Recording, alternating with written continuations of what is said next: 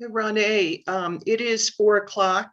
Perhaps we can take a roll call of the members of the board and the Tri-County executive team, please. Of course. Representing Adams County on the Board of Health, please state present after I call your name. Julie Mollica. Present. Rosanna Reyes. Rosanna Reyes. Okay, not seeing Rosanna. Julie Schills. Present. Representing Arapahoe County on the Board of Health, Jan Brainerd. Present. Dr. Thomas Faywell. It's like he's not present. Dr. Kaya Gallagher. Present. Representing Douglas County on the Board of Health, Dr. Linda Fielding. Present. Kim Muramoto. Present.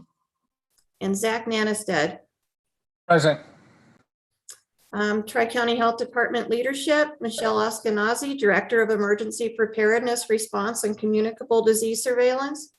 This is Sarah Garrington representing Michelle Askenazi. Thank you. Heather Baumgartner, Director of Community Health Promotion. Present. Lisa Bolstad, Administrative Assistant. Present. Jill Bonchinsky, Director of Nutrition. Present. I'm Renee Brockman, Executive Assistant. Monique Didier, Director of Administration and Finance. Present. Dr. John Douglas, Executive Director. Present. Maine Furman, Director of Human Resources. Penny Grandy, Director of Nursing. Present. Brian Halavasek, Director of Environmental Health. Present. Jennifer Ludwig, Deputy Director. Present. And Dr. Kelly Weidenbach, Director of Planning and Information Management. Present. Thank you. Roll call is now complete. I see that Rosanna has joined us as well. Great, thank you. Rosanna, great. Thank you for everyone for this joining us for this special meeting. I wanted to welcome the members of the public who joined us today to comment on whether the Board of Health should issue a public health order requiring masks in school. Many thanks to the over 10,000 members of the public who provided comments on this issue. At my last count, nearly 2,000 people signed up to speak tonight. I apologize in advance. We will not be able to accommodate all of those who wish to speak, but I will note that we will continue and are likely to continue to receive email comments from the public regarding this issue. So we're not closing off any further conversation about it. It's just tonight's an opportunity to hear from the public. In selecting the speakers tonight, the Tri-County staff have worked to assure that an equal number of speakers will be able to comment from each county and each school district to the extent that we can identify the appropriate speakers. After assuring equal representation, the staff used a random process to select those who will comment. We have no idea upfront whether people are for or against mask mandates, and so we've just selected the speakers to try and be as equitable as possible. Before I begin, I'd like to provide some background on how we're going to proceed. The Board of Health has opened the floor to oral comments for roughly 90 minutes. So those who are unable to speak tonight are invited to continue to submit their comments to Tri-County Health Department. Renee Brockman will call out the names of those who have been selected to speak, and then each speaker will be limited to 2 minutes. After that time, his or her microphone will be muted. Sorry, 2 minutes isn't a long period of time, but given how many people want to speak, it was really the best we could do to make sure we heard it from as many people as possible. While we appreciate hearing from the public, I'd also like to mention that the Board of Health will also consider expert guidance and science-based information as we consider whether to issue a mask mandate in schools or not.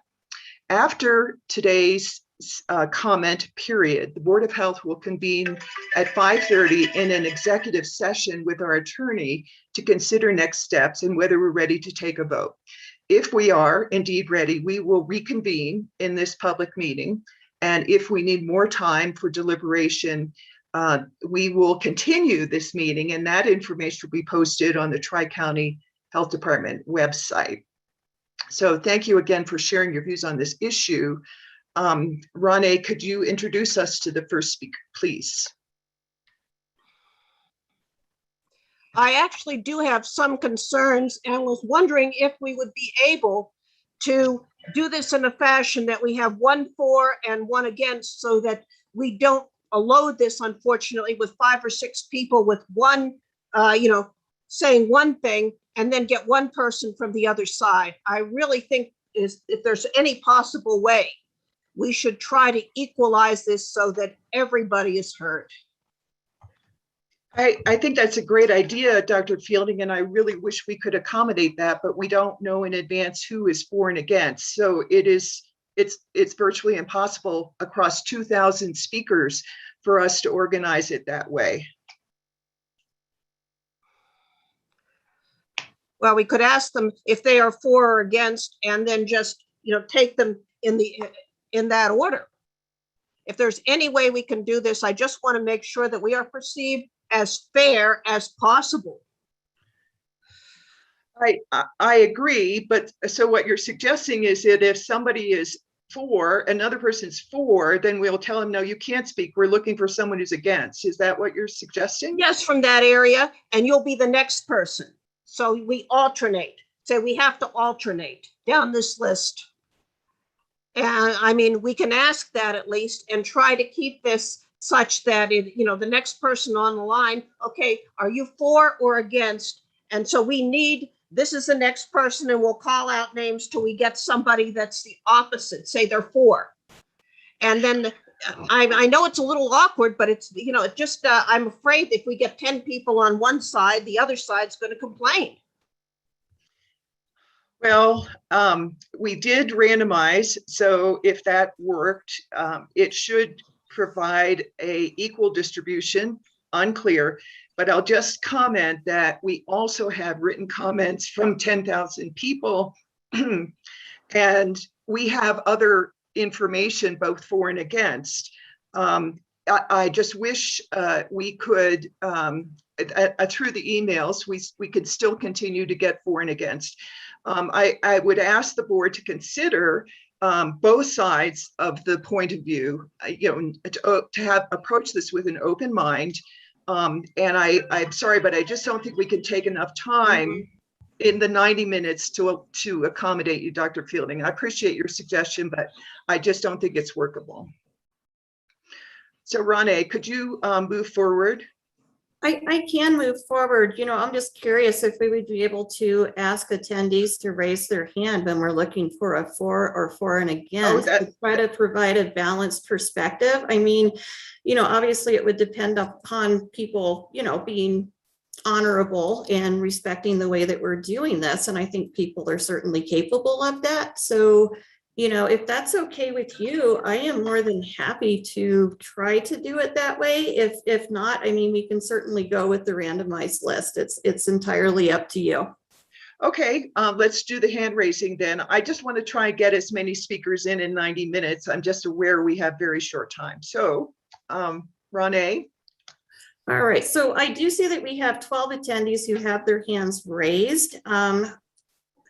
We can go ahead and start with somebody who's against the mask mandate. So I am going to go ahead and call on, and I'm very, very sorry. I apologize in advance if I don't pronounce your name correctly, but names are certainly difficult. Looks like the first individual is a Cyfren Aller.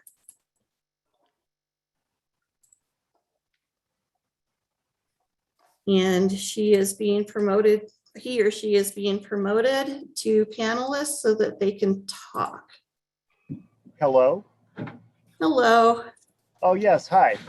Hi. Thank you. I would like to take my 2 minutes. As scientifically stated, in the beginning of this entire thing about 1.5 years ago, kids are not really affected by this. The Dr. Fauci that a lot of people have heard on TV stated in his own words that never in the history of medicine have people that are asymptomatic ever contributed to a pandemic. He stated that during H1N1. He stated that several times. He also sent his own personal email saying that masks do not work and you do not need to wear them. I have pictures of KN95 masks that are being recommended by the CDC and even LPS possibly as something that should be worn to protect against the COVID-19 virus. I have pictures of these packages of masks that state that they are not intended for medical use and that they do not protect against the COVID-19 virus. Any over-the-ear loop mask doesn't. October 1st through October 11th is a very important date. That is the day that school funding is happening. I encourage people during those dates, if you believe in the freedoms of America and you believe in your right to choose your children's health and you believe that you have the right to decide what is best for your child, their health, and their body, you keep your children home between October 1st and 11th. And that will send a very direct message to this administration, because I do believe that what's going on here is they got all our kids in school right before school, right at the time school started, and then they are doing this right now when it's really difficult for parents to make their decision. They should have told us about 3 or 4 weeks or a month ago about this, right? No, they waited until the kids started school, and now they're pulling the rug out from under everybody. So I do encourage you to do that. It is time for people to stand up for the rights of their children. My choice, my body, my children's 10 seconds. my children's choice, my body. Educate my children. Do not mess with their health. Time.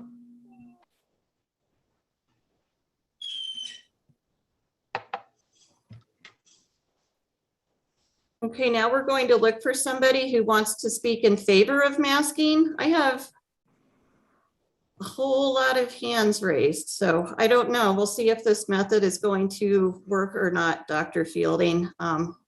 Since I have no way of telling with raised hands whether individuals are going to be speaking for or against.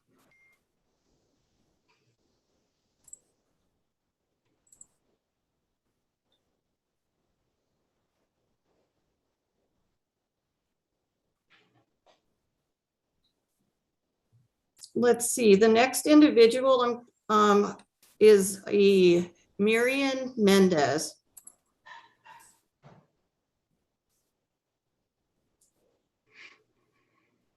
Hello, Hello.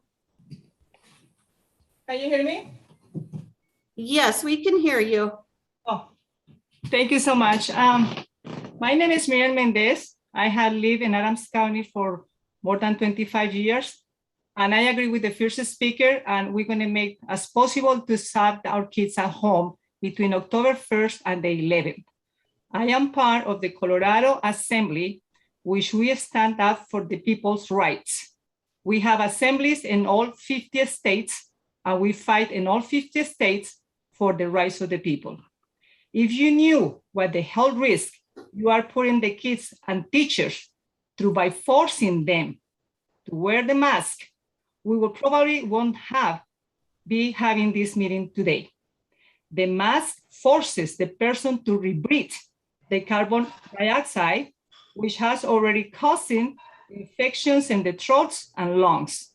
The Colorado Assembly has already sent lawful letters to all of you and to all of Colorado groups and entities who are against the people's rights, and which we expect you to answer, proving that the mask is healthy to wear. You are putting yourself like God. You are telling people what to do and how to do it, and you don't have no right. So we're going to be fighting against all of you that you're forcing kids and people to do something against their own health, and you're telling them what to do. We have our rights to say, to do, and whatever we want to do with our bodies. You don't have no rights to do it. Thank you.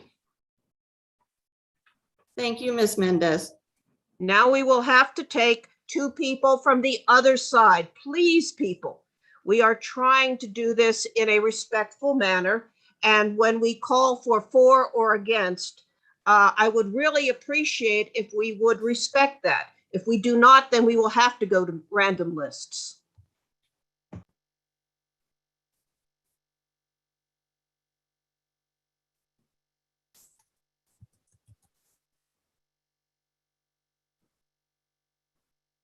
Okay, the next individual we're going to have talk is Janine Runfola.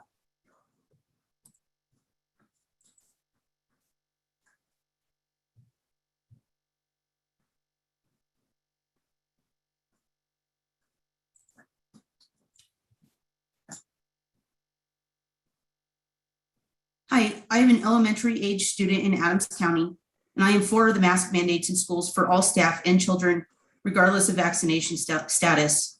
The Delta strain is the dominant strain right now and is more contagious than the original strain of COVID. A mask mandate for staff and students would be in line with the CDC recommendations. Without a way to know who is vaccinated or not, and to help with consistency for all, I think this would be the best way to protect schools from COVID outbreaks. By having a mask mandate in schools, it would help prevent disruption of learning due to quarantines and illnesses. Children are already struggling with learning gaps due to COVID from online learning and disruptions in schooling from last year. The mask mandate would help keep our children in school with a layer of protection for those who can't get vaccinated, as well as helping protect the teachers from COVID and having to use substitute teachers.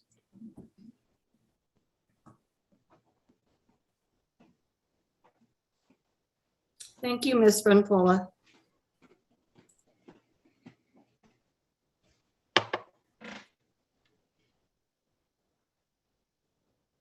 All right, so now we're looking for another individual who is against. Or for, right, Kaya? I'm sorry, for. While you're looking for that, Ronnie, if I could ask when the speakers, as a speaker, if you could just please announce what county you are representing or the school district, that would help us make sure that we're hearing representation from all three of the counties we serve. Thank you. All right, the next individual who will be speaking, let's see, is Jordana Hopp.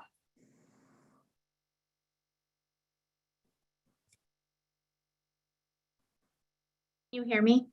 Yes. Okay. Hi, my name is Jordana Hoppy. I'm a mom of a soon-to-be kindergartner in Cherry Creek School District. I am also a pediatric pulmonologist, a physician who takes care of children with lung diseases. I am here today to urge you to place a mandate for all K-12 schools in the Tri-County region. Everyone here agrees that the best option is for kids to be in school, not only from an educational standpoint, but also for the social and psychological benefits. So how can this be accomplished safely without COVID infections, quarantines, and school closures? Studies have demonstrated that universal masking in schools lowers the transmission of COVID-19, that schools with mask mandates have less transmission than schools with recommendations, and that the use of universal masking in schools reduces the amount of physical distancing needed to keep staff and students safe. In the last week, over 120,000 pediatric COVID infections were reported. This number is increasing rapidly and is up from 39,000 cases in a week just a month ago. Even if the risk of hospitalization, death, and long-term consequences of COVID infection are less common than in adults, the more pediatric infections there are, the more children and families will be impacted. Without a mask mandate and the more transmissible Delta variant in schools, increasing number of infections will unfortunately lead to increased hospitalizations and potentially an increase in pediatric deaths and long-term symptoms related to the infection. We are already seeing an increase in hospitalizations in other states where schools have reopened without mask mandates in place. We don't want to follow this pattern in our community. Therefore, I implore you to join every major medical organization in Colorado, including the Colorado chapter of the American Academy of Pediatrics, the Colorado Medical Society, the Colorado Academy of Family Physicians, the Colorado 10 Psychiatric, seconds. and many others in support of universal masking in K-12 schools regardless of vaccination status. Thank you. Thank you, Dr. Hoppy.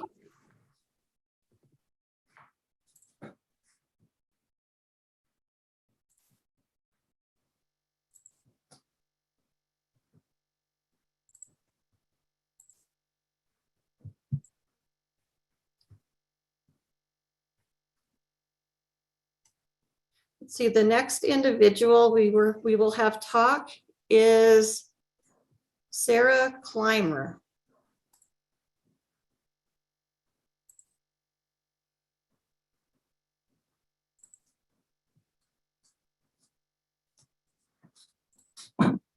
Maybe.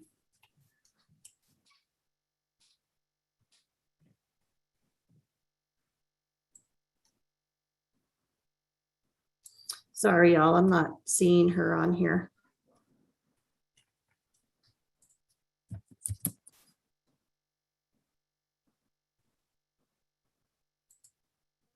Okay, there we go. Sorry, the controls quit responding for a moment.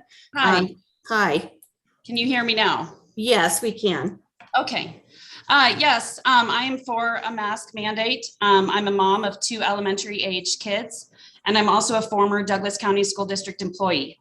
I worked in the kitchen at Sand Creek Elementary starting in 2018. I quit this last May. I served as the kitchen manager. Last year, I witnessed firsthand elementary kids wearing masks at schools, and they did awesome with it. Never once did I see a child struggling to breathe, throwing a tantrum over their mask, or otherwise being disrespectful regarding the masks. When they came through the lunch line, all the food was laid out for them on the harvest bar. And I witnessed many times, as happens, a child sneeze or cough near the food line, but they had their masks on and it caught those little explosions. I was also glad to see the mask wearing because I was and am a high-risk person for catching COVID. I'm immunocompromised and I'm on numerous immunosuppressive drugs for an autoimmune condition. So going into the school with everyone wearing masks was a layer of protection for myself. In March, I got the vaccine and I had no response to it. Because I'm highly immunosuppressed, my doctors and I know that I don't get as much benefit as a general population from the vaccine. I cannot imagine going back into that work environment where many unvaccinated, unmasked persons are congregating in close quarters, and there's not even a minimum layer of protection for them. Science has shown that universal mask wearing lowers the community viral load. This means we can prevent our community from having a massive surge of cases that would result in many more problems down the road, closures, etc., not to mention many more children and staff members getting sick. We need to work together as a community. This is about neighbors, friends, 10 seconds. coming together. This is not every man, woman, or child for themselves. Let's have a mask mandate to protect each other, at least until there's a vaccine for kids. Thank you, Ms. Clymer.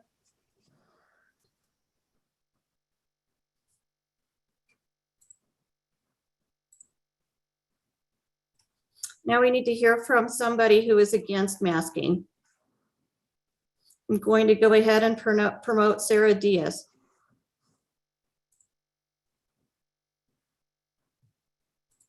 Ms. Diaz, you're welcome to make your statement now.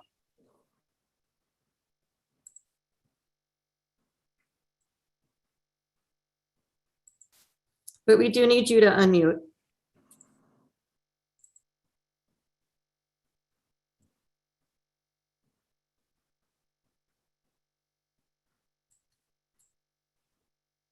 Ms. Diaz, can you unmute yourself, please? I did not sign up to speak. Okay, I'm Didn't sorry. raise my Thank hand, you. sorry. All right, thank you.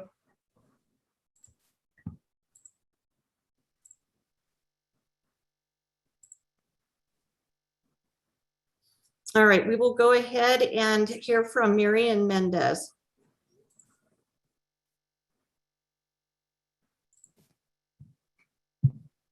Ms. Mendez, you're welcome to unmute yourself and address the board.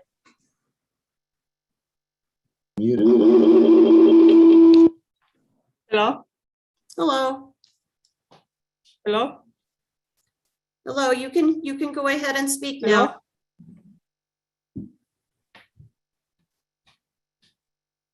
Hello? Hi, you're welcome to speak now. Hello?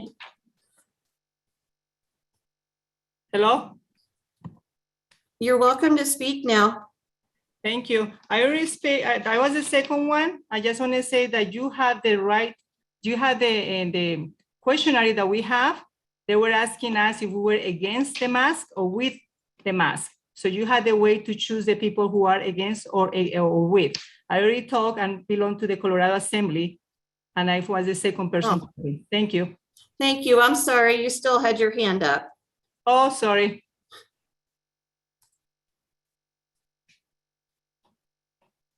Okay, we'll hear from Brian Johnston. All right, thank you. I assume you can hear Put your me? hand down. I assume you can hear me? Yes, we can. Thank you. Okay, fantastic. I'd like to try and present some information instead of some passion and some arguments. I am against, but more out of the point of data and of freedom. And I respect the gentleman who talked about freedom earlier. I won't go there. I did some data gathering this weekend at the CDC. And I'd like this audience to know, number one, that there are 5.9 million people in the state of Colorado. Second data point I'd like to point out is that in 2021, there were 338 children that passed away from the ages of 0 to 17 in Colorado. None of them died from COVID. The deaths from COVID from 18 to 29 were 13 out of 724 folks. That's 1.7%. So what we're looking at here is the health board discussing masks for 0 deaths in school-age children, while the majority of COVID deaths are occurring in age 40 plus. I won't go into the data, but you can look it up. Children need networking and friendship opportunities in order to create bonds. Masks greatly reduce the ability to transmit body language and expressions. Frankly, in my opinion, humans need loving contact as much as we need oxygen. And for some children, masks mean not knowing the mood of the people they're interacting with, or the intent or tone of a conversation. Anecdotally, I have observed most people who wear masks refusing to look at others in the eye, while most unmasked smile and acknowledge that others exist. For me, I get ignored all the time by masked folks in, let's say, the grocery store. We're just not personable anymore, you guys. The current state of COVID is based in fear, mostly proclaimed by our news media. There is some gray area around mask efficacy as well. There's an additional article you can go check out about the CDC, and they do talk about cloth masks. Frankly, the quote from the 10 article, seconds. they recommend N95 masks and cloth only if N95 are not available. Please, guys, don't do this to our kids. They're healthy, they're safe, and they need the freedom. Thanks for the opportunity.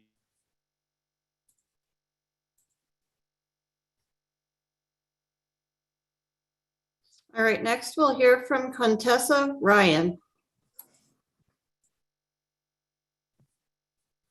Mr. Ryan, you're welcome to speak.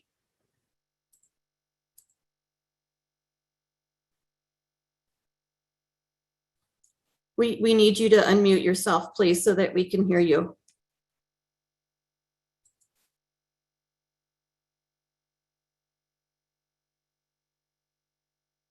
Sir, can you please unmute yourself?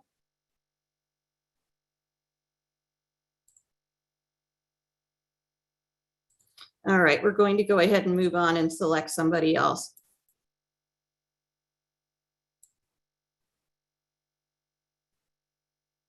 All right, the next speaker will be Andrea Nelson. Hold on, that just moved.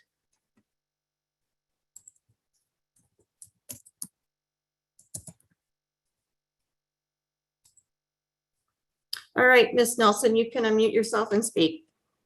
Hi, thank you for letting me speak. I'm Andrea Nelson. I have 2 amazing and beautiful boys in Douglas County Elementary Schools. Both are on IEPs and both are immune compromised.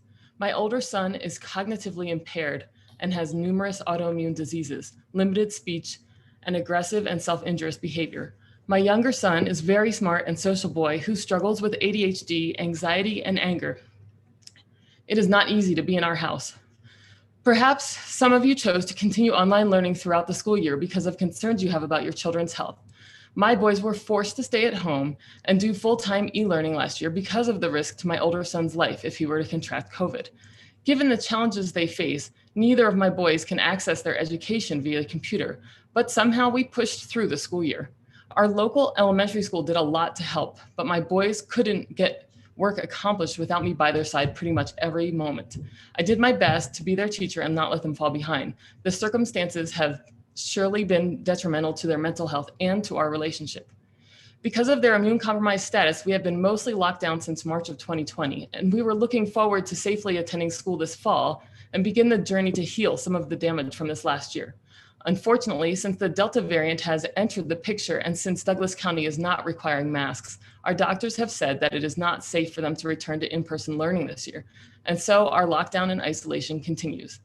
I'm so disappointed in the lack of precaution that our schools are taking this year. I was shocked to find that they were not going to require children, especially our young ones who are not eligible to be vaccinated, to wear masks. I was shocked to find out that they were not going to practice social distancing of desks as they did last year. We have a more contagious variant that we're dealing with now, and we are taking fewer precautions. How can we not provide a safe learning environment for all? 10 seconds. I will leave you with this. There are so many terrible things that could come out of this. But last year, a very intelligent person said to me, what if our biggest regret at the end of this is that we were too cautious? That is a regret I can live with. Thank you, Ms. Nelson.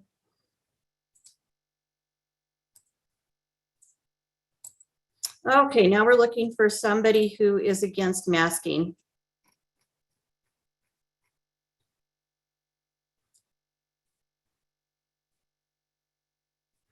The next speaker will be Kristen Hirsch.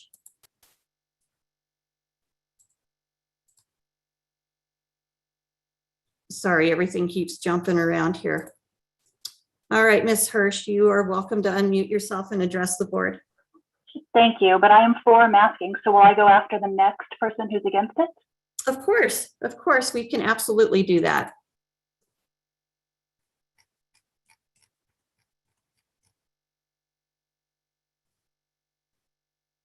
Let's try Stephanie Burt. I'm here. Can you hear me? I can, yes, thank you. Okay, so I have a child in Cherry Creek School District who pulled the rug out from us on Friday, mandating masks in school, and one in Douglas County who has given the parents the choice. And that is what I'm here to urge you to do today, is to give parents the choice for masking their children. Children are extremely low risk for hospitalization or other adverse events due to COVID-19.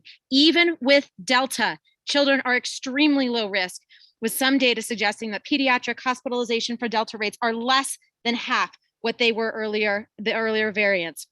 In fact, during an August 12th ongoing battle against COVID press statement from Governor Polis, he stressed that the state is merely recommending mask wearing and other safety protocols during this year, rather than mandating the use. He further elaborated that out of the 501 hospitalizations, only 7 children aged 10 or younger were hospitalized, and just 10 individuals between 11 and 19. Secondly, masks are insanely disgusting, forcing our children to wear and carry around a piece of cloth they've continuously breathed in for hours, sweat in, spilled food on, incessantly handled, stuck in pockets, and mindlessly tossed on desks is itself a health hazard. Masks are breeding grounds for dangerous pathogens such as pneumonia and strep. A school is not a hospital where masks are changed after every potential contact.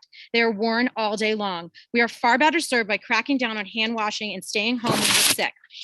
Finally, I want to turn to our children's mental health. I sat in a Cherry Creek School District Board meeting on August 12th, where they spent over an hour discussing the measures in place to assess and treat mental health problems in our children, which has easily become one of the district's top priorities.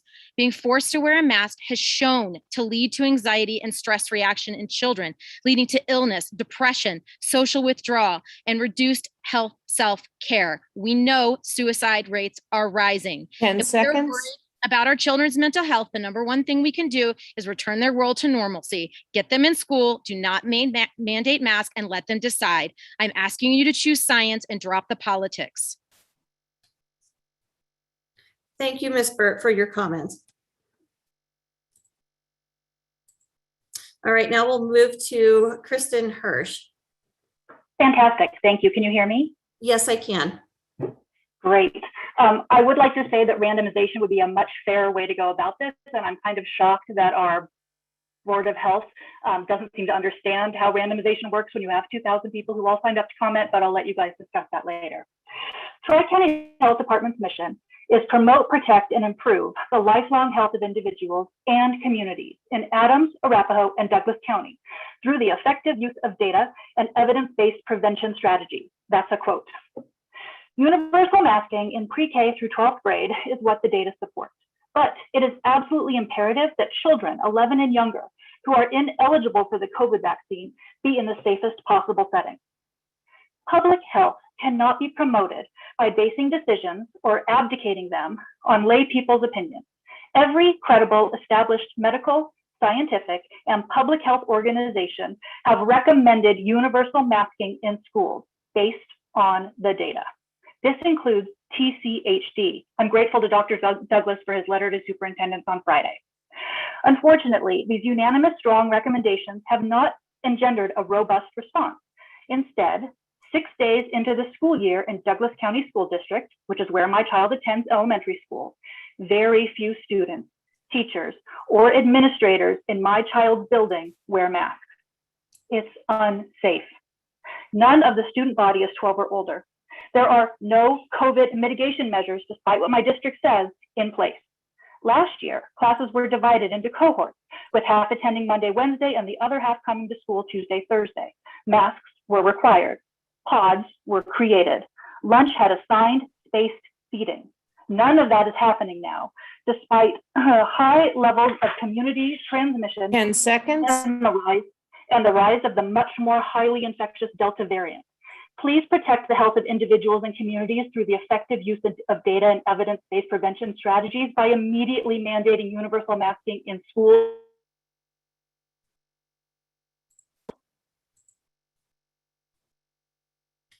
Thank you, Ms. Hirsch.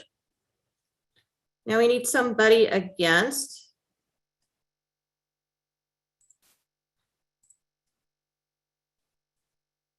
Let's go with Mary Kenny.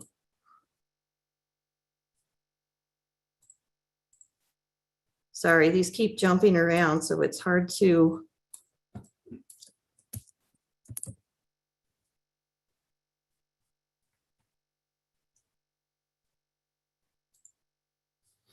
All right, Ms. Kenny, you're welcome to unmute yourself and address the board.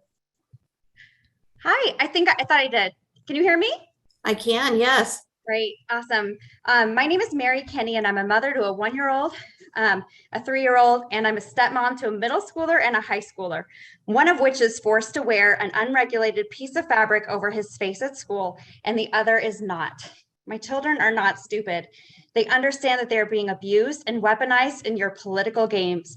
They won't grow up respecting authority or respecting the government that chooses to abuse children by oppressing them, segregating them, and covering up their faces, their voices. There are a million different ways to teach our children kindness, and I'm so over the argument that wearing masks teaches them to be kind, because it does not. It teaches them to be abused and to keep their mouth shut, literally. I'm disgusted with anyone that thinks that a child being forced to wear literally anything, you can make it your mask out of anything, over your face is showing a sign of safety or kindness. If it was for safety, the fabric would be regulated. And if it worked, it wouldn't have to be mandated. Say what it is. You want to oppress and you want to segregate our children. Stop trying to sugarcoat your narrative and stop abusing our children. That's all I have to say. Thanks, Ms. Kenny. We appreciate your comments. Next, we're going to hear from Lawrence Schwartz. And if I could just ask all of our public commenters, please, to state your county or school district, please. Thank you. Go ahead, Mr. Schwartz. Hi, thank you. Can you hear me okay? We can, yes, thank you. Thank you for your time. I'm here today in support of universal masking for all those attending our schools. I'm speaking as a parent of 2 students in the Cherry Creek School District in Arapahoe County, and also as a physician in the community board certified in pediatric anesthesia and pediatric critical care medicine. We all hope that this pandemic was on its way out this summer, but that was not to be. The Delta variant has dictated a reality that the pandemic continues on. It is more contagious, and unlike the first iteration of COVID-19, children and young people are not protected by their age. Children's hospitals and pediatric ICUs around the country are filling up with pediatric COVID patients. I have anesthesia friends and colleagues who are not working right now because there are no beds in the pediatric hospitals for surgical patients. Schools around the country are already closing and moving to remote learning because they are not using everything in the toolbox to reduce the risk of outbreaks. We here in Tri-County area do not need to continue this experiment with our children. We know what the results will be. I understand the desire to keep masks off our children. I would prefer not to have to send my 2 kids to school in masks, But the situation has changed since this past June. No different than a pilot who has turned back on the seatbelt sign. When a calm flight becomes turbulent, we must turn the mask light on to keep everyone on board safe. The CDC and the American Academy of Pediatrics have made clear that masks are indicated for all individuals attending school. Physicians in our community have formally echoed this advice, but these recommendations are not intended for 15 and 16-year-old teenagers to decide.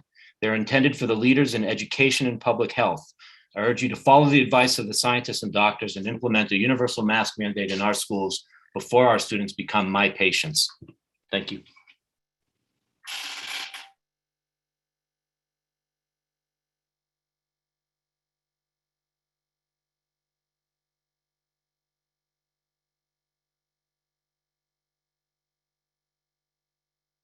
Renee, you're muted. Thank you. Next individual to speak is Tanya Lafferty. Good afternoon. My name is Tanya Lafferty. I'm the mother of 4 children, 3 of which are enrolled in a public school, 3rd grade, 2nd grade, and 3rd grade. And frankly, I am sick and tired of hearing people tell me that my children are resilient and will adapt to this and be just fine. I don't want my kids to be adapt to something that poses little to no risk to them or to their peers, and I don't want them to be just fine. They deserve better than just fine. If we are to believe the data of the children who have tested positive of COVID, only 0.008% have died from COVID. More children have died from the flu in the 2019 season than have died from COVID in a year and a half. So when does it end? Do we mask our children for the flu going forward? What about the common cold? What about for potential viruses that show no signs or symptoms, but hey, could be there? When does it stop? Where is the line? Or do we continue to mask our kids in perpetuity for no reason? What about the psychological damage we are imposing upon our children? I have watched as my 8-year-old has already well-established anxiety struggle day in and day out, to the point of me walking into her school at the end of the last school year to her having a complete panic attack, bawling and crying that she said, "I just want to die." The lockdowns, the back and forth between remote learning and in person, the dehumanization from masking, I saw it wear her down. What about language development? Will my kindergartner be able to say beautiful butterfly instead of beautiful butterfly by the end of the school year if she can't see her teacher's mouth as she speaks? And what about long-term? I've heard, oh, well, there are no studies to suggest it will impact children's speech long-term. Well, yeah, we have never had masking mandates like this before. So of course we don't know the long-term impact. And I refuse for my daughter to be subject number 1. And so if you're asking me if I'm going to go away after this, if there are going to be mask mandates, I'm not going away. I will continue. Thank you, Ms. Lafferty, for your comments. Next up is Gretchen Brom. Ms. Brom, you're welcome to unmute yourself and address the board. Hi, thank you. Can you hear me? We can, yes, thank you. Excellent, thank you. I just want to start off with an old adage that has survived the test of time because it has so much truth to it. An ounce of prevention is worth a pound of cure. I'm speaking today to request you implement a universal mask requirement in all the pre-K-12 schools within your jurisdiction. The science is clear that a layered approach is what is needed to stop the spread of COVID-19. With the more contagious Delta variant spreading through our communities, it is even more imperative now that we rely on the science and proven methods that have worked. Currently in our schools in Douglas County School District, we have limited implementation of mitigation measures, low rates of mask wearing, no social distancing, and ill-advised indoor assemblies and full school gatherings. Last week, there were over 40 positive cases posted to the district dashboard in 1 week. Just today, there were 20 positive cases posted. Without strong mitigation measures in place, I am worried that we will see it spread even more, especially among our unvaccinated elementary-aged children. My husband and I received an email this afternoon that my elementary-aged daughter had been exposed to COVID-19 last Friday. She had been in school for 5 days at that point. And since there is low mask wearing in her grade level, no mitigation measures in place in the cafeteria, and they are all unvaccinated, my pediatrician's office recommended that we keep her out of any extracurricular activities until we have her tested and receive the results. That is the responsible thing to do, and we will comply with that guidance to protect our community. But my daughter is now having to make sacrifices because our schools are not doing what has been proven to be successful in mitigating the spread of COVID-19. We share common goals here to keep our children healthy and the opportunity to participate in in-person learning as much as possible. The science is clear that masks are an effective tool to help slow 10 the spread of seconds. COVID-19. We have a chance still to be proactive and prevent further illness and disruptions to learning. To achieve our goals and provide our children with consistent access to school, please require masks. Thank you, Ms. Brown.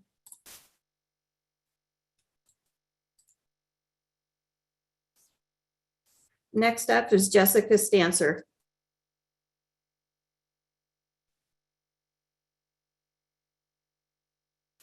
You may go ahead and address the board, Ms. Stancer.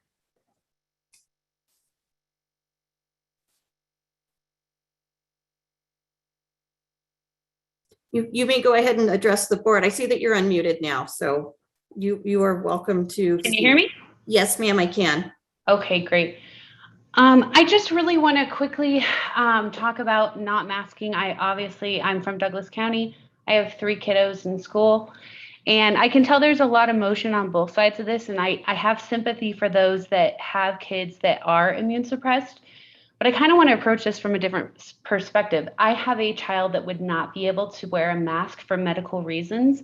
And for families that have that type of situation, it can actually be very alienating for that child if there is a mandate, because they are the only one that cannot. Whereas right now we have a healthy mix of masked and unmasked children based on the parent's decision.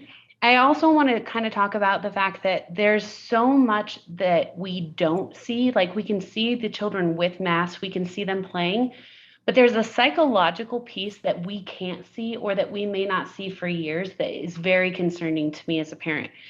The other piece of this would be, why didn't we have these conversations a week ago?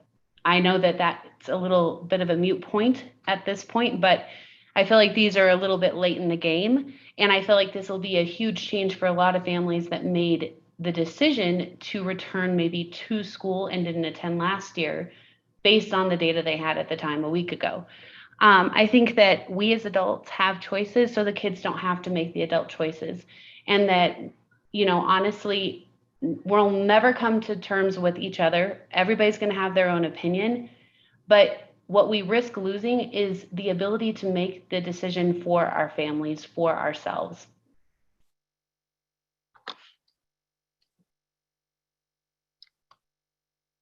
Are you finished, Ms. Stancer? Yes. Great. Thank you so much for your comments. We appreciate your time. All right, now we need an individual who is for.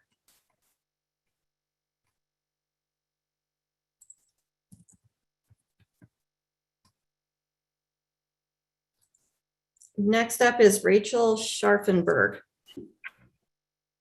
Hello, can you hear me? Yes, we can. Hi, my name is Rachel Scharfenberg, and I reside in Adams County. I have 3 children that attend 27J district schools. I come to you today as a parent as well as an educator. I call on Tri-County Health to implement mask mandate as it pertains to the current CDC guidelines released August 5th, 2021, though we stand here 11 days later. In the aforementioned release, Guidance for COVID-19 Prevention in K-12 schools, the CDC recommends universal indoor masking by all students aged 2 and older, staff, teachers, and visitors to K-12 schools, regardless of vaccination status. Per Tri-County Health website, as of August 14th, 2021, the caution metrics for incident rates in children 5 to 18 in a 2-week period are coming in at 125.6% for Adams County alone. We are seeing a substantial increase in cases in children 5 to 18, which correlates with school starting August 11th, and the split perspective on precautionary measures. Our school follows suit with your policy, and we need to best arm our educators to keep our children safe, as well as their own families. I call on Tri-County Health to be brave in these unprecedented times we face as a community. You are in a position to guide and protect, much like most of us as parents. As parents, we do not let our children play in the street for fear of their anger if we stop them. Some people may argue that masks infringes on our rights. I would argue that we put shoes on our children when we take them in the snow, thereby providing them necessary protection adequate to the environment they are going into. We need to follow whatever scientifically based precautions, yet not only tell our children to follow them, but model the importance of protecting our community through a simple act. With even the most infinitesimal possibility that anyone could die from this virus, we should be 10 proactive seconds. and adaptive to prevent the spread. The last thing we want is to lose our children to a tragedy that could have been avoided. Let's mask up so we can try to give our children some level of normalcy while keeping them safe. Thank you. Thank you.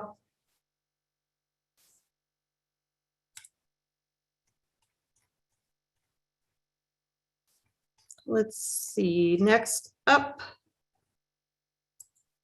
we will hear from Scott Jackson. Hello, can you hear me? Yes, I can. Thank you. All right, thanks for having me.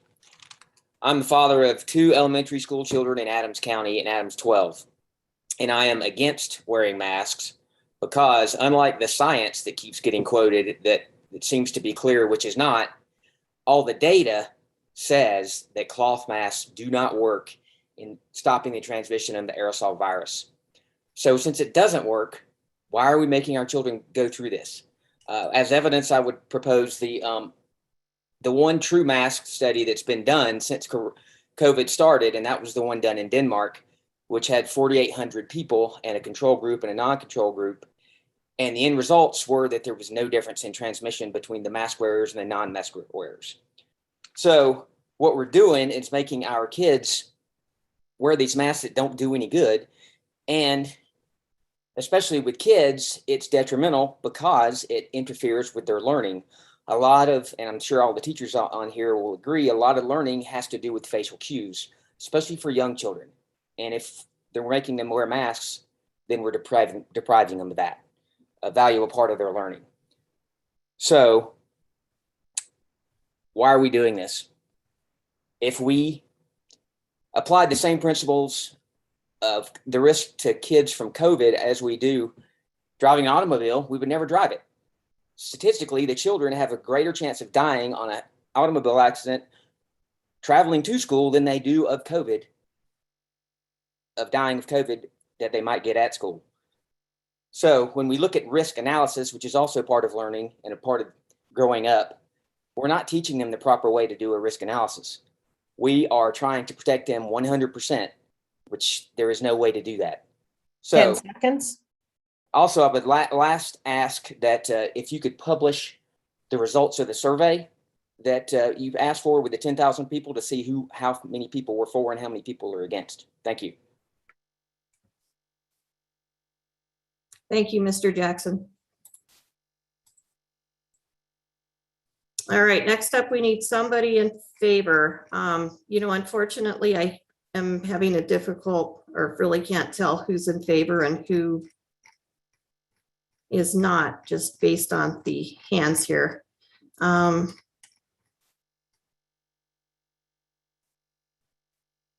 Next up, we'll have Mario Correa. All right, can you guys hear me? We can, yes. Awesome. I am against, I'm not for, so if you'd like to call somebody else first, patiently wait. Okay. I'd say go ahead at this point. It's okay. There's really no way to tell who's. I mean, the most unbiased way to do it is to have it randomly selected. So I'll politely disagree with the woman who emphasized it so much. Right. So in addition to the other parents,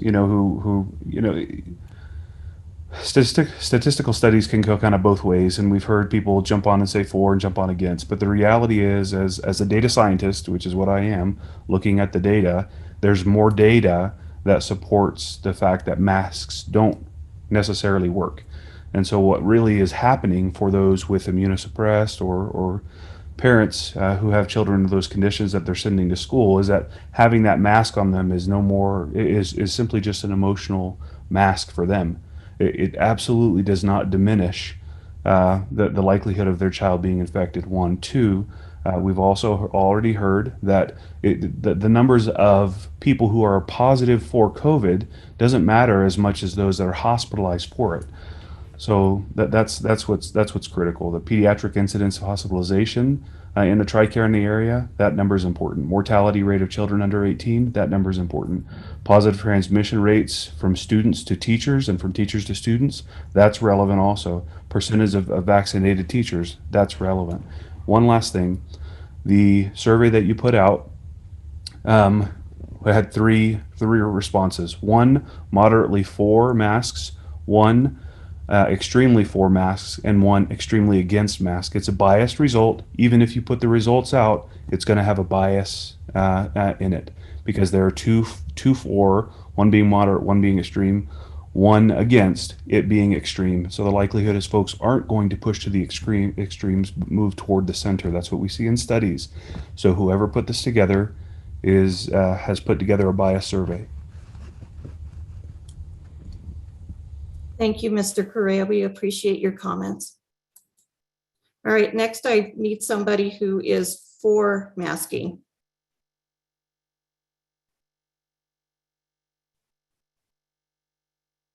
Next up, we'll have James Poplowski. Thank you. Granted, you can hear me. I am a father of a son in Douglas County School District. First off, I'd like to say thank you to everyone for the mental and physical gymnastics we all did the past year. We came together, supported businesses in unique circumstances, kept our kids learning and growing, and ultimately survived a global pandemic. My only concern I have for this coming school year and the ever-changing Delta variant spread is that we do what we can to mitigate or prevent the spread. If wearing a mask at school keeps my kids in school, I am all for it. Numerous peer-reviewed studies have proven mask effectiveness. Our neighbor to the east, Kansas, essentially ran the experiment on their residents and found mask use lowered infection rates. It's on the CDC website, check it out. Masks might suck. They might hurt your ears and fog your glasses, in my case, but if wearing a mask keeps Douglas County and Tri-County open, our teachers, kids, and neighbors safe, let's do it. It's not a cure, it's not glamorous, and it's not easy, but if it helps, even by limiting the spread by 25%, let's do it. If there's an outbreak in my son's class of 20 and masks prevent 5 kids from being sick, it's a no-brainer. I don't want my kids to get sick, and I certainly don't want your kids to get sick either. Masks might limit communication or be stressful, but not as much as forced remote quarantines. Is it easier to wear a mask or juggle remote learning? I'm not a teacher, I'm in information technology. I am not trained to teach kids, nor do I have the patience, time, or money to even think about it. My guess is the majority of the attendees on this call can't be teachers either. My son's teacher couldn't do my job, and I certainly know I can't do hers. Ultimately, I trust in her education, the institutions she was educated in, and the school district, or else we would not be here. I am thankful that Douglas County schools are available to us as residents and taxpayers, and I'm proud to be a contributing member of this community. Please stay safe. Thank you. Thank you, Mr. Poplowski.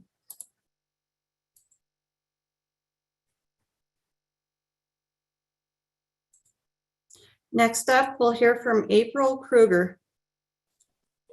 I am pro-mask, so I'll gladly wait till the next one. All right, we need somebody who is against. Next up is Robin Webb. Hello, can you hear me? Yes, I can. Please state your county and school district. Yep, I am in Douglas County. Is the school district separate? I'm assuming if you're in Douglas County, you're in Douglas County schools. Yeah, I am. But some kids go to private schools or go in other districts. Yeah, so it's helpful just to hear both. Sure, gotcha. Thank you. I would like to focus on the mental health aspect. I have 2 children, one in elementary and one in middle school. My oldest contemplated suicide during the lockdowns, and thank God told me so I could get her the help she needed. Pre-pandemic, my child was happy, well-adjusted, had a 4.0, and was on the dean's list.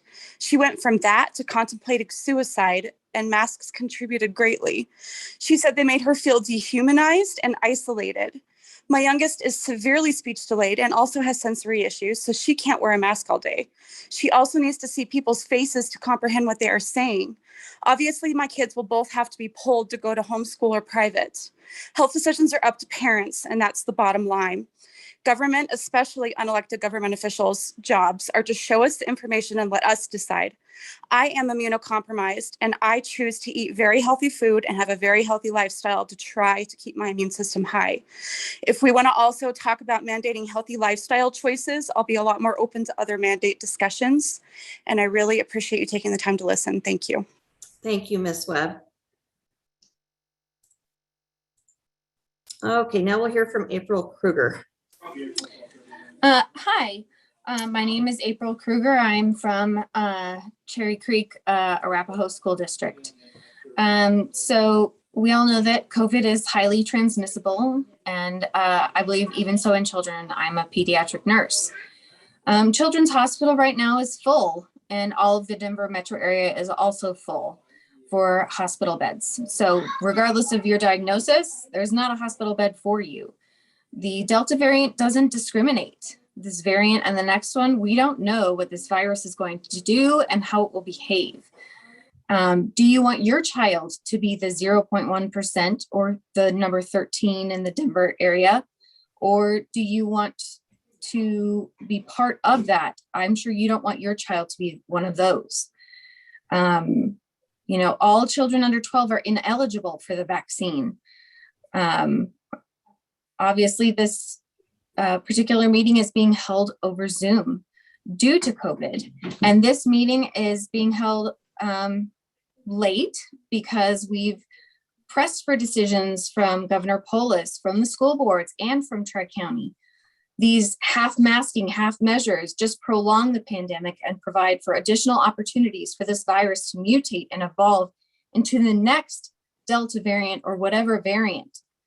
While masks are not 100%, particularly because of how most people wear them, it is the best option we have right now. And universal masking in K through 12 schools is going to do the best we can do to keep our kids in schools for as long as possible this year. I mean, a mask is simply the new required piece of clothing to go somewhere. A shirt, some shoes, a pair of pants. 10 seconds. Best we can do to keep our children safe and learning while we can this year. It's the best we know how to do. Thank you. Thank you, Ms. Kruger. All right, next up, we need somebody who is against.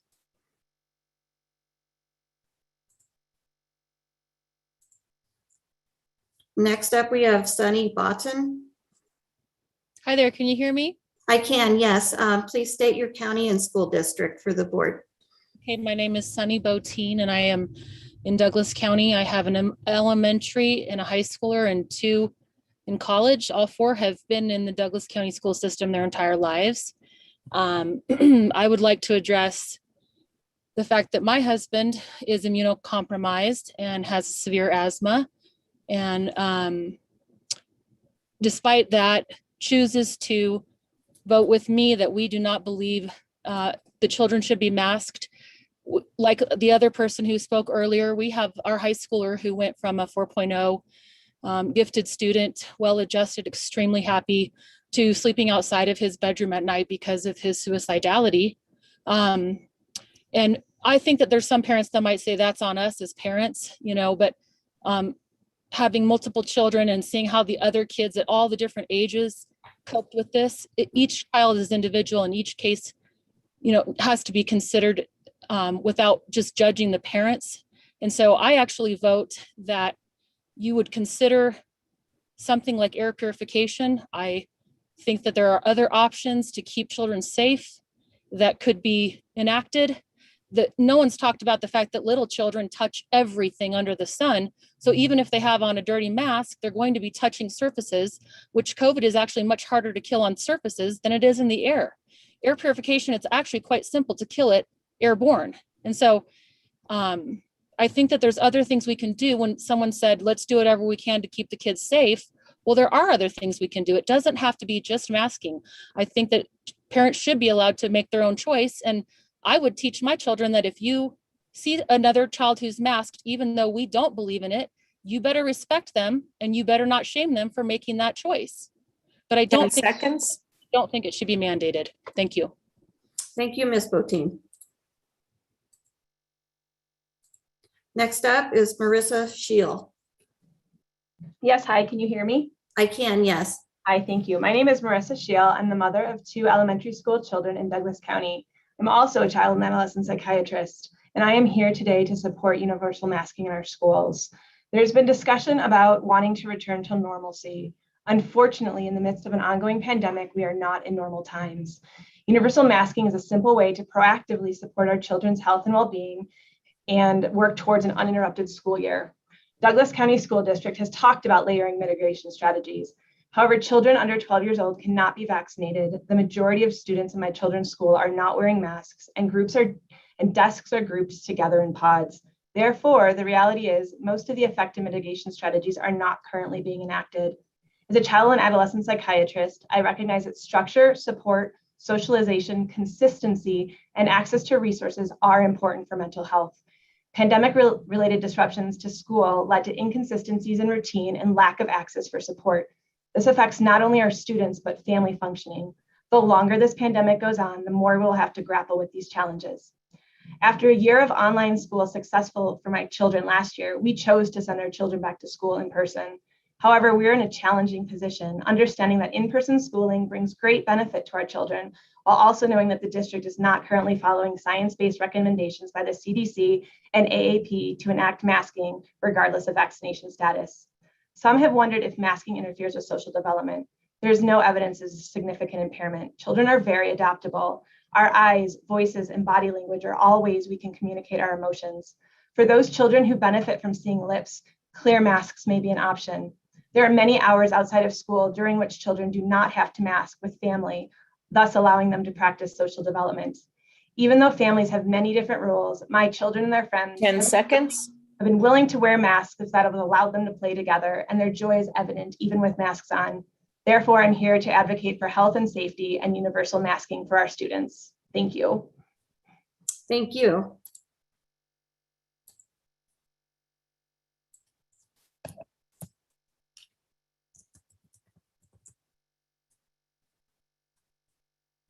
Next, we'll hear from Deanne Miller.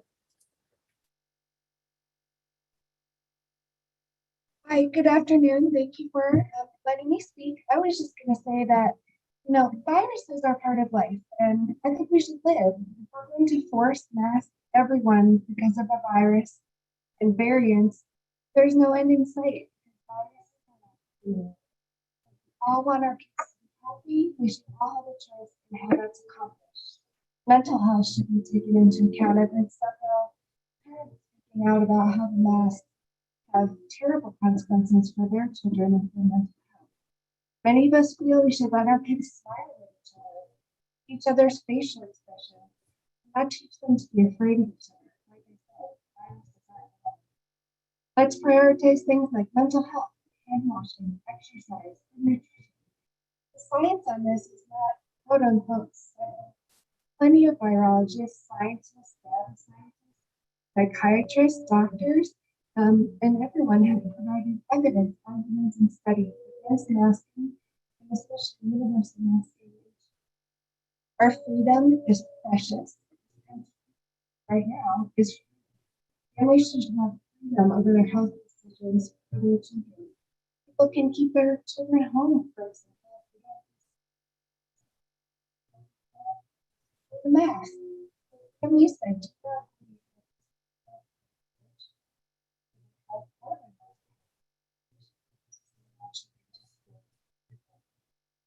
my son wants to breathe freely, hear others when they speak, want others to be wants to see his teachers, wants to be social.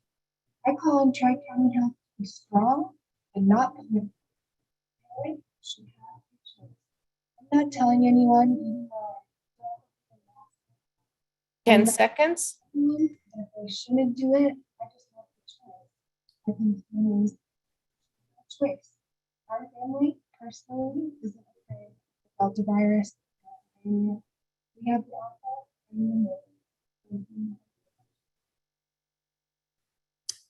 Thank you, Ms. Miller, for your comments.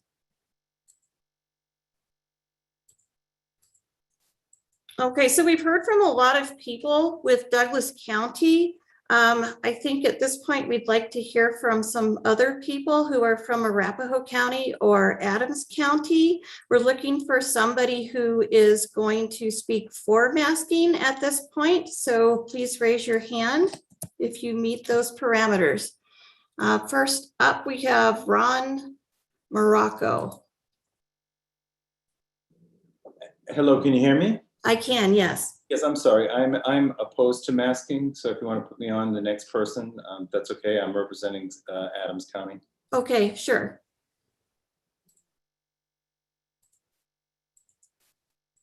All right, please raise your hand if you're representing Arapahoe or Adams counties and you are in favor of masking.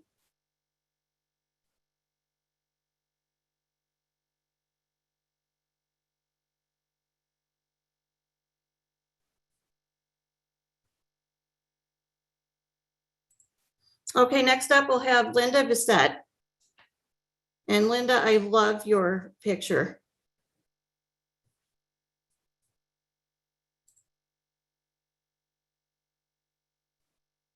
Ms. Bissett, can you please unmute and share your comments with the board?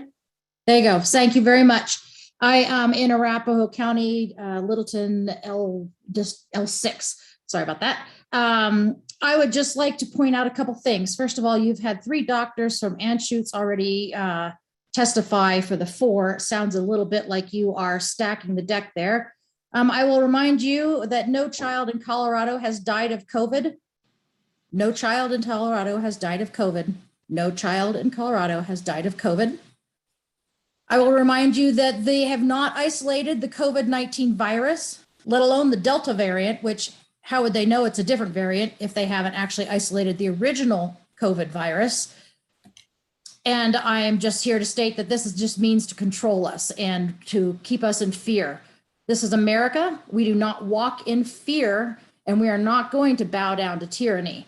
Colorado revised statute section 2431-13. It is unlawful for any government authority or any agent thereof or any person acting on behalf of any government authority to engage in a pattern or practice of conduct by peace officers or officials or employees of any governmental agent that deprives persons of rights, privileges, or immunities secured or protected by the Constitution or laws of the United States or the state of Colorado. This is depriving us of our life, of our liberty, and stealing our right to pursue happiness. These children do not need to be in masks. They are not dying. We are teaching them to be fearful little slaves and to not think for themselves. We're Americans. We know how to research for ourselves, and we know that this whole thing is a big farce. The mask boxes themselves say they do not help you for COVID. Anybody knows that this is not a for real science experiment. You need to take our kids out of masks. You have no authority in which to put them in the first place. And I demand that you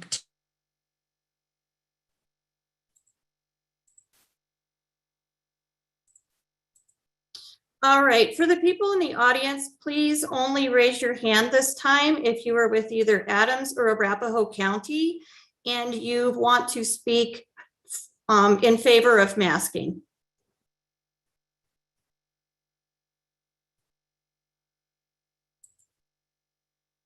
Next up, we have Sonia Gruchinski.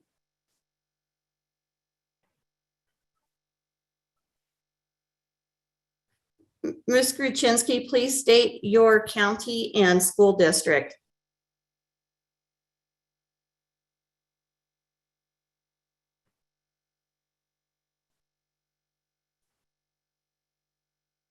Hello, can you hear us?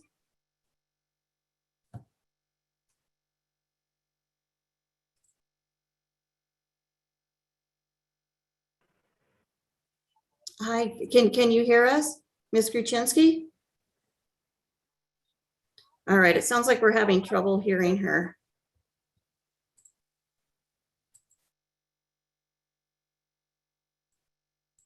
Next up, we'll have Alexis Ramirez. Yes, hello, can you hear me? I can. Can you please let us know your county and your school district? Yes, I'm the mother of children in Adams 1 Mapleton School District. Okay, and are you here to speak in favor of masking? I am. Okay, please proceed. Now is not the time to make decisions casually, and I appreciate the opportunity to speak. The CDC has recommended we institute universal indoor masking for all students, staff, and teachers, regardless of vaccination status. I am not going to give you data because I am not a scientist, and you are the medical experts. As a public health board, I hope that you follow the recommendations of your field, and I urge you to lead based on these recommendations. The wellness and life of our children should always be priority. And if something as small as wearing a mask contributes to the health of our youngest, it is irresponsible to turn a blind eye. This pandemic is far from over, and with cases increasing daily, many in children who are too young to be vaccinated, it is our responsibility as adults to keep these children safe. My 5-year-old kindergartner deserves to stay in the classroom this year. And while he wears a mask daily, he would be even safer if those around him wore it as well. Please help him and other kids who value the classroom experience and don't see wearing masks as an infringement of a right, but rather a necessary action to keep our schools safe and open this school year. It is unfair to make those who are too young to get vaccinated choose between health and safety and engaging in a learning experience that they deserve. I urge you, please mandate masks inside school buildings and put our children first. Thank you. Thank you, Ms. Ramirez. We appreciate your comments. Next up, we have Ron Morocco.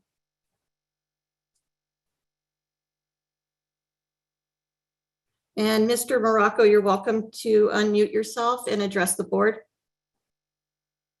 Can you hear me? Okay. I can. And can you please state your school district? Yes, I'm representing Adams County. I am the proud father of a top educator within the Adams County School District. And I have to say, now that students are returning, teachers are being asked to mask up, along with students, for the sake of a virus with greater than a 99.97% cure rate. What's the point? Like everything in life, every action comes at a price. But what's the price of masking our students? Has anyone, including the CDC, ever investigated the unintended consequences of masking our children? Perhaps they should. Others have spoken on many of these issues, but communication is a vital aspect of classroom learning and includes not only our spoken words, but facial expression. Masking eliminates this vital aspect of communication, making it more difficult to understand and communicate. Masking generates discomfort, heat, collects bacteria, chafes the skin. If you want to see unhealthy, look at the inside of a mask after a day of use, never mind a week. Masking also inhibits the flow of oxygen. We're living in a high altitude environment as it is. Is it really necessary to step on the air hose of our students and teachers in the name of a low risk virus? Masking deters the human immune system from creating the natural antibodies necessary to fight disease. And perhaps most importantly, as we've heard from several other parents and educators, masking creates the feeling of loneliness, social isolation. It inhibits expressions of joy, love, and understanding, leading to depression, anxiety, social exclusion, and potentially suicidal tendencies. Who is concerned with that? The CDC has proven to be a feckless, inaccurate body on nearly every COVID-related issue. This grotesque social experiment has got to stop. 10 seconds. Teachers are your greatest assets. Treat them accordingly, or our schools will be left with mindless, uncaring robots to educate our children. If a teacher prefers not to be with children in the classroom, they should not be teaching at all. Thank you, Mr. Morocco. We appreciate your comments. All right, so now we're looking for a person from the audience who represents Adams or Arapahoe counties who would like to speak in favor of masking.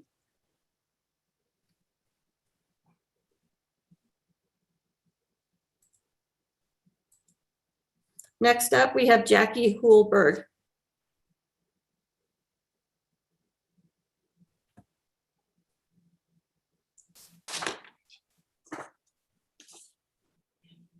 Hey, my name is Jackie Holberg, and I have 4 kids in the Douglas County School District. I have a senior all the way down to a 4th grader. I am 100% against mandating masks in the schools, and this is why. I believe masks are harmful. I don't just believe it. There are numerous studies that show how harmful masks are, not only biologically, but mentally and emotionally. But for me, there is more to it than that. It's about what a mask mandate for our kids represents. It represents lack of medical freedom. It represents usurpation of parental authority. It represents overreach of government and elected officials into the family. And it represents educational institutions taking the choice away from individuals. Nobody, no elected official, no pro-mask mandate member of the community, no Tri-County Health Board member or any member of any board has jurisdiction on whether or how my children get to breathe. My job as their parent is to ensure that they get to breathe freely. A self-empowerment coach named Anna Gala said, "What is right for you may not be right for me. What is right for me may not be right for you. But what is not right for either of us is being stripped of the freedom to choose what is right for ourselves. And I will add what is right for our children. It is not our children's jobs to suffocate themselves to make others feel safe. If people are that scared and that concerned, you can keep your kids home and keep your fears off of everybody else's children." Thank you. Thank you, Ms. Holberg. All right, so now we need to hear 2 in favor at this point. Please don't raise your hand at this moment if you are wanting to speak against masking.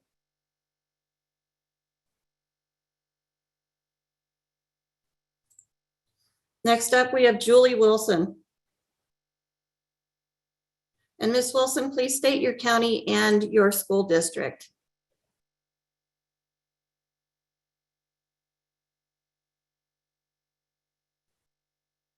Are you there? Hi, I am speaking against mask mandates, so you can let someone else speak first. Okay, great, thank you. I'd like to ask everyone in the audience to please put their hand down if you wish to speak against masking.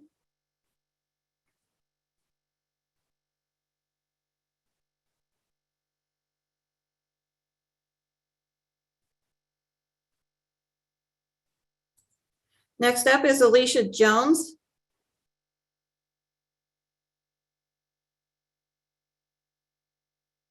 Ms. Jones, you're welcome to unmute. And Ms. Jones, which county are you with? Are you with Adams or Arapahoe County? Arapahoe. Okay, great. And do you wish to speak for or against masking? Against. Okay, I'm sorry, I'm going to return you to the audience then. Why? Because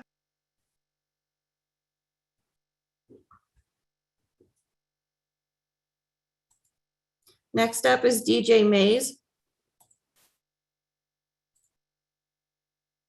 And DJ, you're welcome to unmute and address the board. Are you from Adams or Arapahoe County?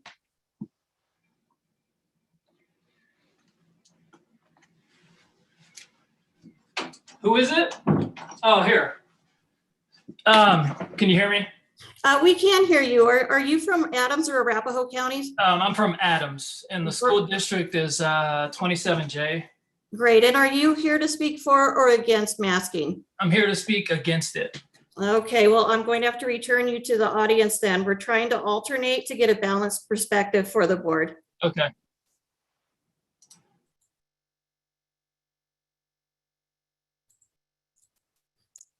All right, I'm going to go ahead and lower all the hands at this time. I'm asking you to please only raise your hand if you wish to speak in favor of masking and if you are from Adams or Arapahoe counties.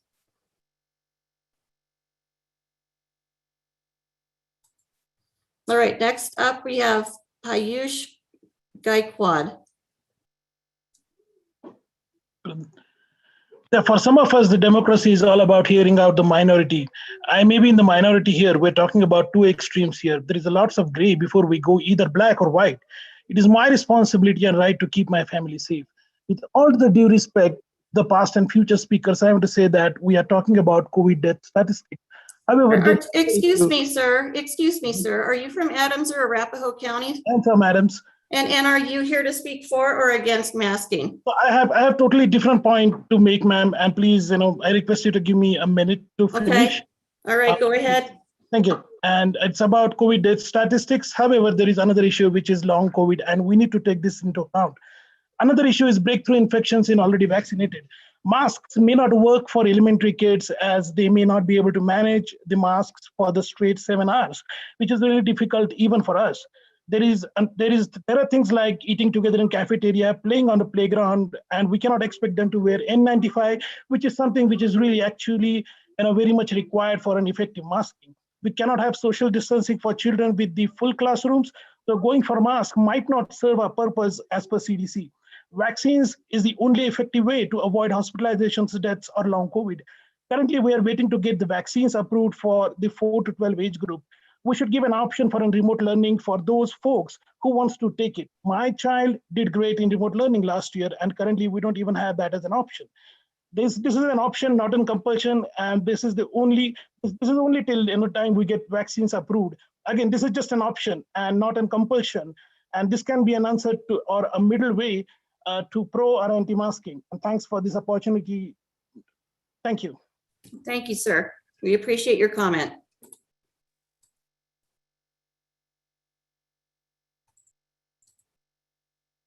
Next up, we have Daniel Gogan. Hi, can you hear me? I can, yes. And which school district and county are you from, sir? I'm from Arapahoe, Littleton 6. I'm here to speak in pro-masking. We cannot wait for COVID-19 cases to surge before implementing additional precautions. We've seen it happen elsewhere in the country already. In Florida, after 1 week, Brevard Public Schools had 470 COVID cases and over 1,000 people needed to be quarantined. This will happen here as well. That will be so much more disruptive to our children's learning and development than wearing a mask will be. Quite frankly, this is not an issue where all opinions are equal and worthwhile. We had a previous caller mention that we stacked the deck with medical professionals arguing in favor of masks. I think that's the biggest thing we can say here is all medical professionals are in favor of this mask mandate. The other side is full of conspiracy theorists and politically motivated bad actors. We must stop pretending that both sides of this are 50-50. It seems everyone is hoping that someone else will make the tough decision that will anger a very loud minority of people. Someone needs to step up and do it his best. You have the opportunity and responsibility to protect the health of our children. Both the governor and the LPS superintendent have abdicated their responsibilities and have left it to you. Please make the right decision and institute a mask mandate for indoor settings. Thank you. Thank you, sir. We appreciate your comment. All right, now we'll hear from Julie Wilson. Ms. Wilson, you're welcome to unmute and address the board.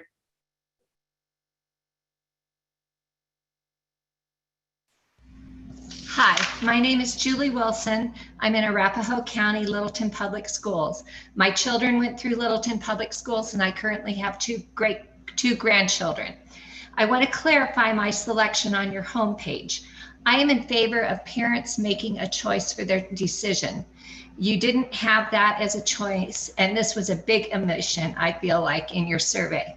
Statistically, the benefit of kids masking is minimal, but we do know we are experiencing a mental health crisis with our youth.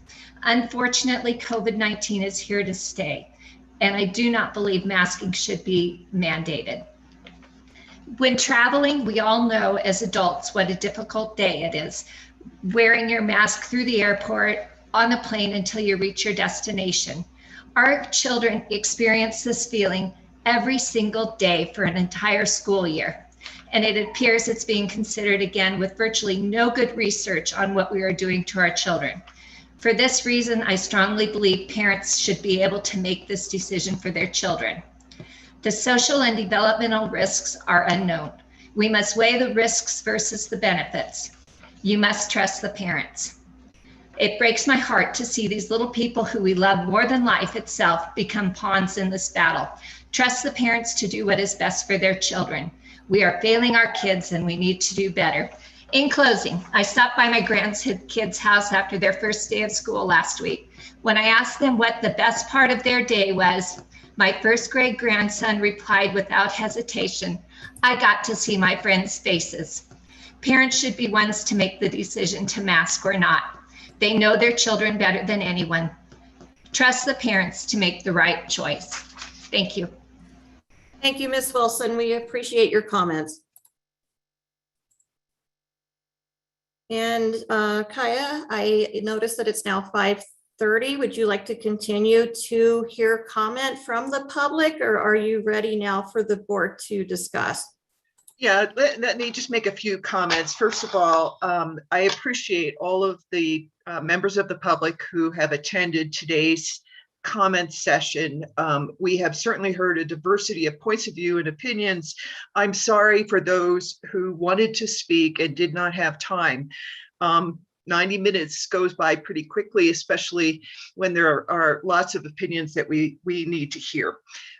This hearing was recorded, and Rene, correct me if I'm wrong, but the recording of the hearing can be posted on the Tri-County website for those who are interested in hearing once again what the testimony was and the opinions both for and against. I'll point out that this was not a random process. It was not designed to be random. It was just intended for the board to hear lots of different points of view from all sides. We did also hear lots of opinions on all sides through the comment forum and through the survey. And several people have asked if that information is going to be posted, and yes, it will be posted. It was not a poll, it was not scientific, it was not random. It was a listing of the opinions of the parents who had very strong ideas about both for and against whether there should be a mask mandate in schools. People asked if there was a place where they could comment. If the board does continue to weigh their decision, the addresses for Tri-County staff that you can email are on the website. And we'll debate whether in fact there should be a continuing comment forum depending on which way the board goes. In terms of next steps, the board now is going to take all of this information, all of the great comments, all of the very detailed and impassioned opinions that we heard, and move into executive session with our attorney. There are a couple of legal issues that we need to consider, and I'm sure the board wants to talk through best next steps. We cannot take a vote in executive session. So once that executive session has ended, we will return to a public hearing to take our vote, and that will either happen today if we are able to make a decision, or this meeting can be continued tomorrow if need be. I hope we can make a decision, but I can't promise. So we will now move into executive session. I thank everybody who has attended, and just now we have a lot to consider. I believe, Randy, did you need to have some language to introduce the executive session for us? Yes, sir. Sit, unmute yourself.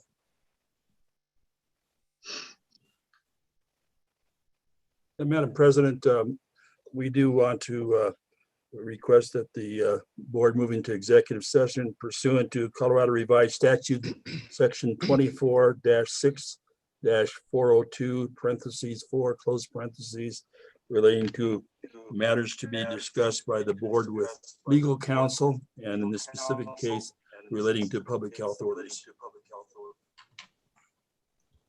Thank you. Do I need to take a motion to move into executive session? Yes, and you need a 2/3 vote. Could I have a motion to move into executive session? So moved, Julie Mullica. Second. Is there a second? I'll second. Thank you. All in favor? Say aye. Aye. Anybody opposed? Motion carries. Great. So Renee did send the link for us to be able to move into executive session, and we will keep this public meeting open in the event that we're able to come back and take a vote tonight. So thank you again, all the members of the public who were able to be with us. Reduce out of that. And then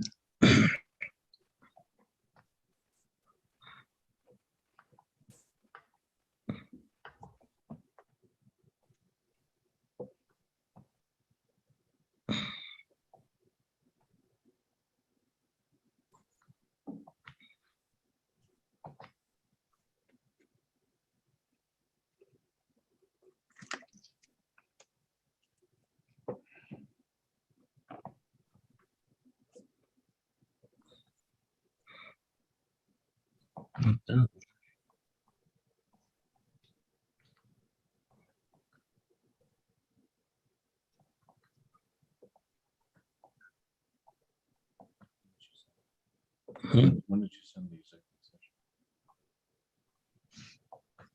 Is that what you report? yeah.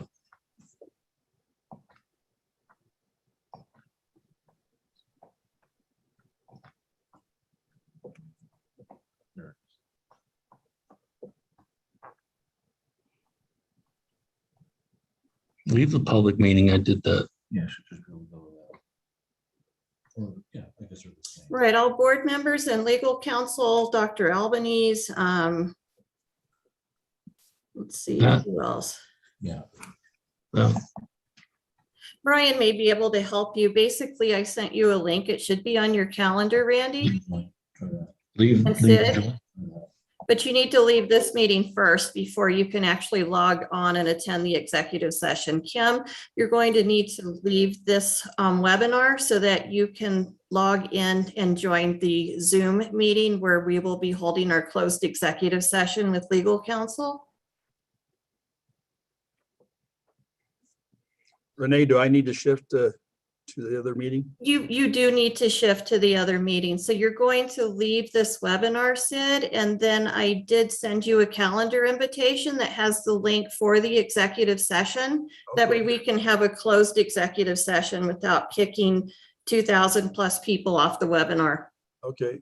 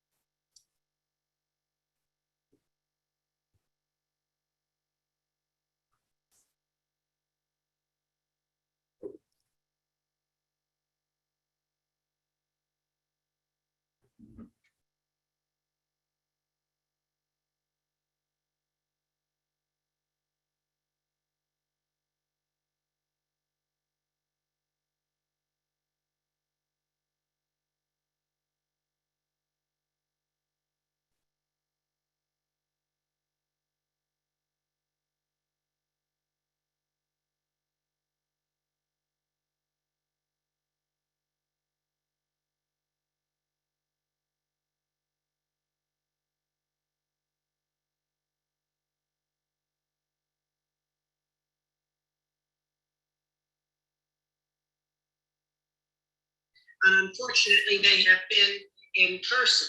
What happens is they form two lines and they go 1, 2, 1, 2. And we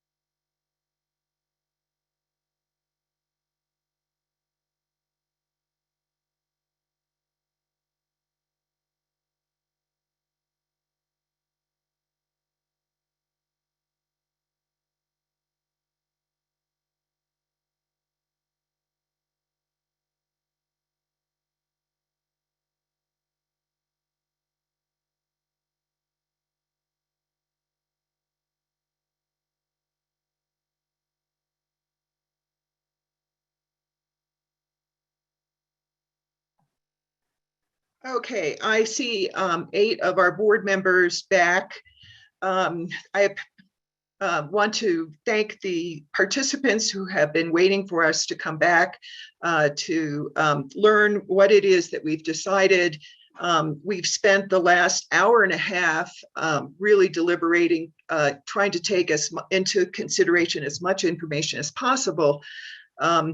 We are going to continue our discussion. The board wanted to look more carefully at the motions that are being considered over the next day.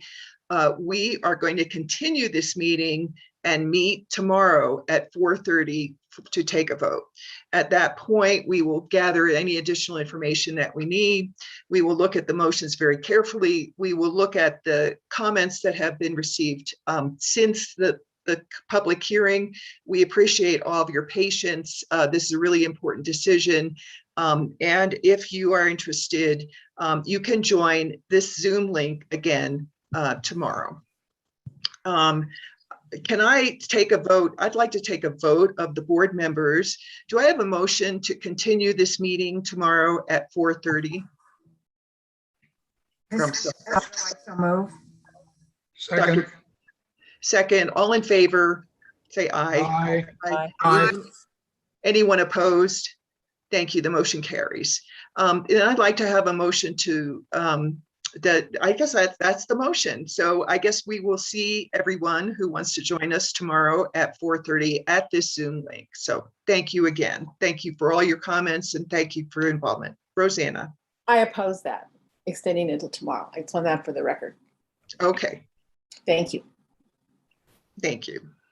Okay, great. Well, you will see, we will continue this meeting tomorrow at 4:30 at this Zoom link. Thanks again for everybody's involvement.